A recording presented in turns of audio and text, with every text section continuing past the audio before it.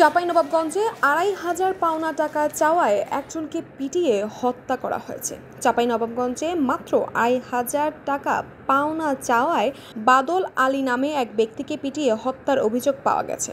গত বুধবার বিকালে সদর উপজেলার বালিয়াডাঙ্গা ইউনিয়নে যাদুপুরে এই ঘটনা ঘটে। চাঁপাইনবাবগঞ্জ সদর থানার ওসি এস.এম. জাকারিয়া এই তথ্য নিশ্চিত করেছেন। বাদল আলী সদর উপজেলার চামা গ্রামের মঞ্জুর আলীর ছেলে। ওসি জানান, যাদুপুরের মঈনুদ্দিন নামে এক ব্যক্তির কাছে ২৫০০ টাকা পেতেন বাদল।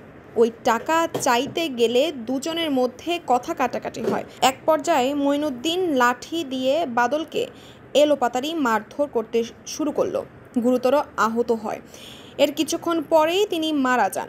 খবর পেয়ে পুলিশ ঘটনাস্থলে গিয়ে বাদলের মরদেহ উদ্ধার করে ময়নাতদন্তের জন্য হাসপাতালে মর্গে পাঠান। ঘটনার পর থেকে মঈনুদ্দিন পলাতক আছে। তাসপিয়া তাবাসসুম, এই সময়, ঢাকা।